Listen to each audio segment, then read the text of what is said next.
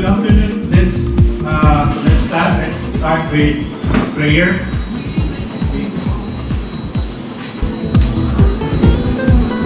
Heavenly Father, thank you for this new day. Open our hearts and minds to see the good in every challenges. Fill us with wisdom to make the right decisions, peace to stay calm, and strength to keep going. Bless our businesses. May they grow with honesty, purpose, and favor. Bless our families. Keep them safe, united, and full of love. Give us, provide for us, and remain us that with you all things are possible. Amen. So let me welcome to you. Our next speaker is Ms. Vice Salazar, an OFW and Zumba instructor. And welcome our chairman, is here. Sampol. Hello! Good morning! Hi! Wala, dapat mo na nakasmile ba? Hello! Hi! So guys, pwede ko mag-request. Actually, marami pa yung darating mamaya. Then pwede ko forward na po. Okay na po ba? Bali na po din sa tubanan, please. Okay, so dahil na po balik din sa tubanan, guys.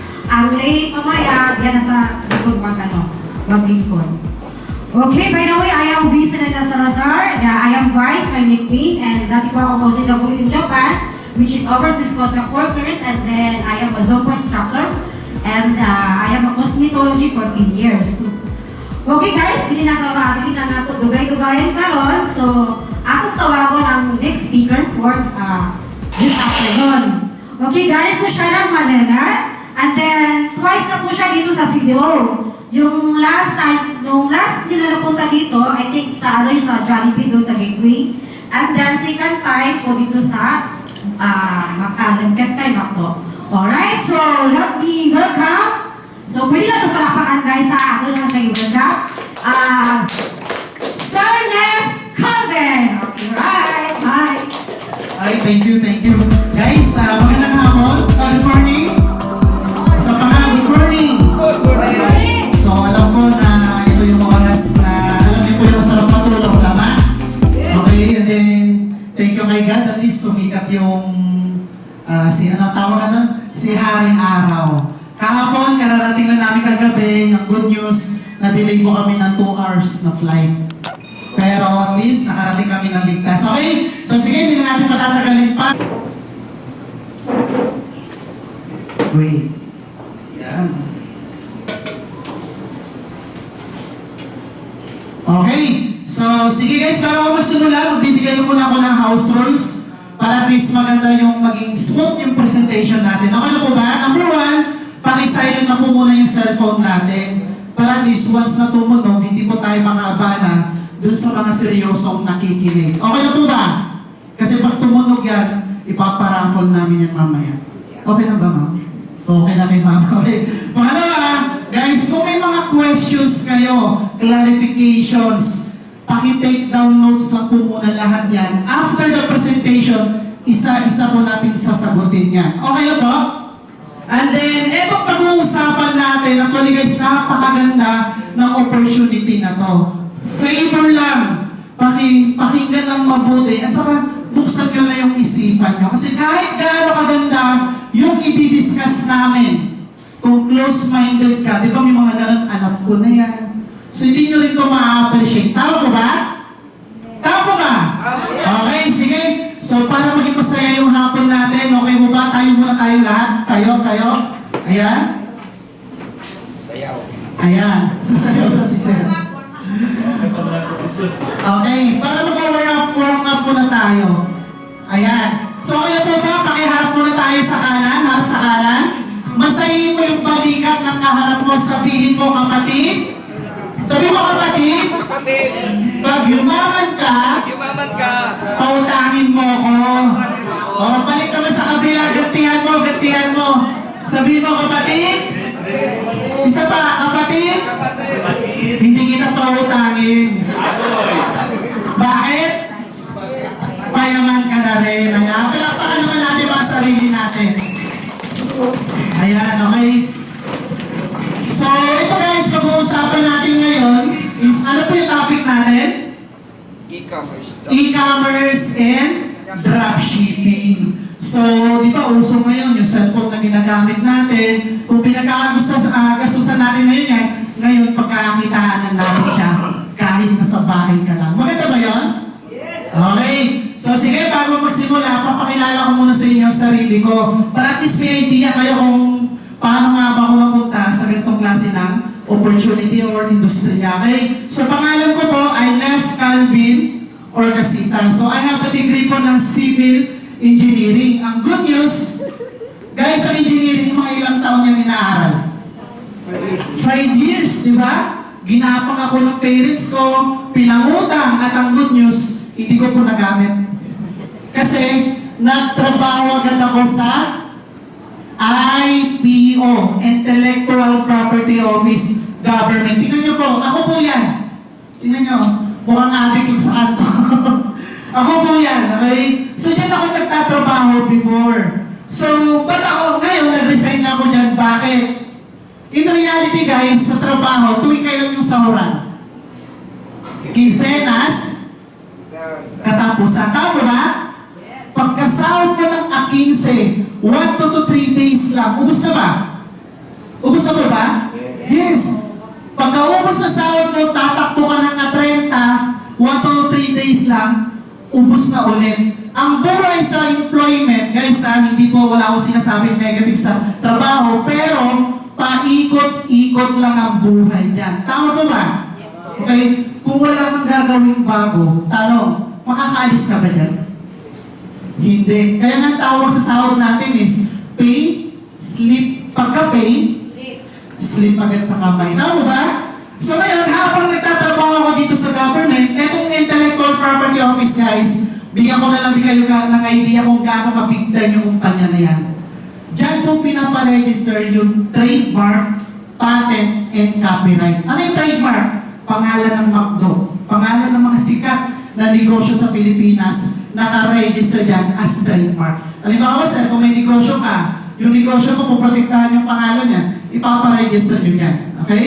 Kung nagsusulat ka ng kanta, mga libro, pinapa-copyright din po yan sa IPO. So, dyan ako nag-work before. Ngayon, nung lumuwas ako ng Manila, actually sa Gaantini ako, sa Manila na ako nakastay ngayon. Habang nagtatrabaho ako sa IPO, naghanap ako ng part-time.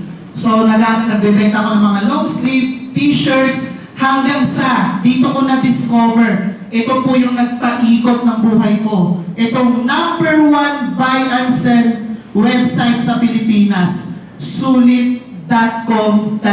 Sino pamilya? Sulit.com.ph. Hindi pa uso yung Facebook, hindi pa uso yung mga Google, YouTube.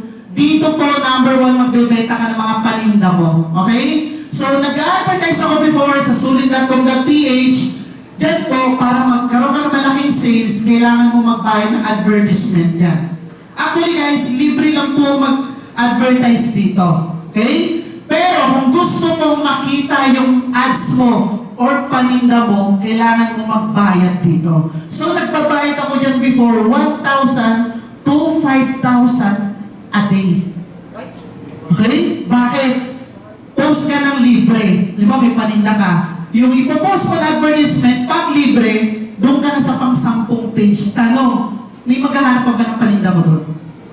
Hindi. Kaya ginawa namin, nag-ads kami dito para yung ads namin sa front page makikita. Imagine mo, naghahanap ka ng second na TV, ma'am. May lalabas dito sa taas. Gusto mo ba ng libre travel? All expense paid. I-click mo hindi.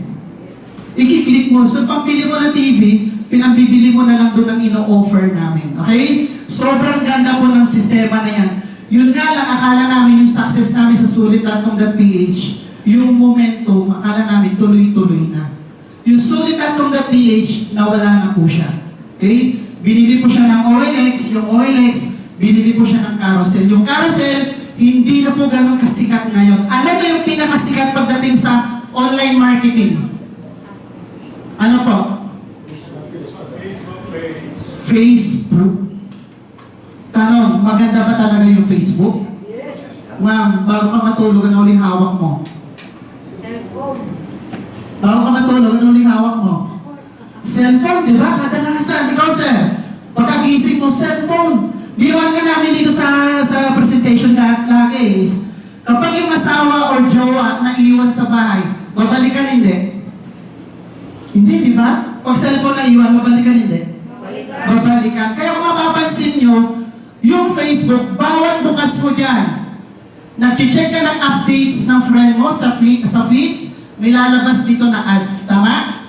Check ka ng mga kachat mo sa Messenger, may lalabas dito na ads. Okay? Pupunta ka ng Instagram, ng Reels, nanonood ka ng Tulfo. May lalabas dito na maliit na ads sa Marketplace, dito sa Stories. Paano ginagawa yan? Tinuturo po namin yan dito, libre. Gusto niyo ba matutunan yan? Yes. Next time, yung ads mo, makikita mo na sa Facebook. Akala mo mahirap lang yun, madali lang pala siya gawin. Excited ba kayo doon? Yes. Ganyan ba yung mukha ng mga excited? Or gutom na tayo? Sino na gutom? Nasa kamay? Sige guys, sino na gutom? Nasa kamay? Ayan, sa lahat ng gutom, lilipas din yan. Okay. So ayun guys, nung nag-business na ako, nag-resign na ako sa work, dito ko na-appreciate yung tinatawag na time freedom. Bakit? Wala nang boss na nag-uutos sa'yo. Okay? At dahil sa online marketing, wala na yung sulit.com.ph, nag-online marketing ako, dito ko na-experience mag-travel sa iba't ibang bansa. Unang bansa na napuntahan ko, ayan o, totoy na totoy. May product kasi tayo dito guys na nakakapogi. Di ba ma'am? Okay? Unang bansa na puntahan ko, Singapore. And then nakapunta na rin ako ng Malaysia, Jordan, Thailand. At ito, iinggitin ko kayo sa lugar na napuntahan ko. Ito, Israel. Kung saan pinanganak si Lord Jesus Christ, ito po yun. Okay? And then, kung saan siya nagpasa ng cross, yung nilalatigo siya, yung Passion of the Christ, ito po yan. Kung saan po siya yung pinako, yung may 3 cross, naka-preserve po yan. At kung saan siya nilibing, ito po yun. Okay? So guys, hindi nyo na kailangan pumunta ng Israel ha. Tinor ko na kayo. So mamaya paglabas, sisingilin kayo ni Ma'am Vice ng Tigo 150. Okay? Saka may gera doon ngayon. At, ayan, eto, nakakatuwa. Last January, pinapunta rin tayo ng company sa Hong Kong. May piso, wala kaming ginastos. Sarap ba yun guys, kung negosyo ng gano'n? Nakakatulong ka na sa mga kababaeng OFW at the same time, nakakapag-travel ka pa. Okay? At, ayan, nakapag-ikot-ikot na rin tayo. Siyempre, dito sa Pilipinas. Ayan. So kung papansin nyo guys, bago pa lang ako din sa ganitong negosyo, before, hindi rin ako marunong mag-public speaking. Nanginginig ako, ma'am. Makita ko lang beauty mo, ma'am. Manginginig lang ako. Okay? Pero, walang ibang tutulong sa sarili mo, kundi ikaw lang din. Tama? So, inaral ko yung negosyo hanggang sa nakapag-ikot na tayo dito sa iba't ibang lugar ng Pilipinas. So, pangalawang beses na punta ko na dito. Baka pangatlo, marunong na ako mag-Bisaya. Nakasabot to. Tama ba yun? Nakasabot or nakaintindi? Nakasabot. Gamay lang. Pero, hindi pa ako marunong magsalita. Okay, so, sige. So, guys, ba't kung pinapakita itong opportunity na to, eto, hindi ka lang namin basta bibigyan ng pagkakakitaan. Yung company natin, namimigay din ng mga incentives katulad ng travel. Okay? So, pag-uusapan natin ngayon, ano po? E-commerce. E-commerce. Okay. Ma'am, ano po name nila? Si Ma'am? Ronald? Ronaldine. Si Ma'am Ronaldine. Okay. Ma'am, questions. Ano pagkakaintindi nyo po sa e-commerce and dropshipping? Any idea? Wala talaga. Sir, kayo po? Wala din. Okay. Ang e-commerce guys, simple lang naman. Okay? Ang e-commerce, ang goal mo lang naman dito is magpo-promote ka ng product o service mo sa any social media platform. Facebook, TikTok, Google, or YouTube. Okay? Instagram. And then, pag may mag-i-inquire, anong gagawin mo? Sasagutin mo yung mga inquiries at ipiprepare mo yung order nila. Pag na-prepare mo yung order, ano next na gagawin? ngayon ng mga delivery courier para ipa-deliver yung in-order nila. Ngayon, yung e-commerce, napakaganda po ng concept.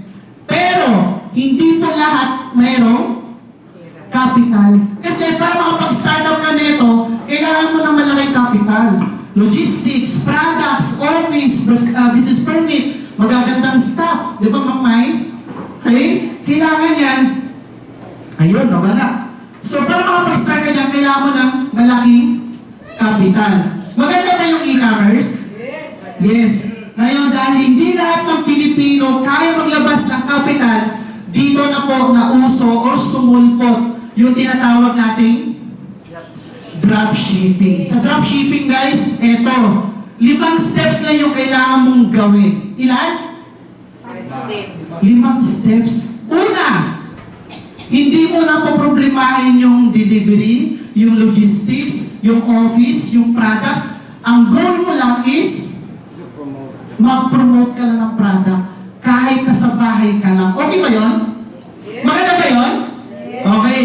At kapag may order sa'yo, anong next mong gagawin? I-input mo lang yung orders na yun sa dropshipping account mo. Gamit yung username mo at password mo. Okay? Pag na-income mo na yung orders, si company na bumahala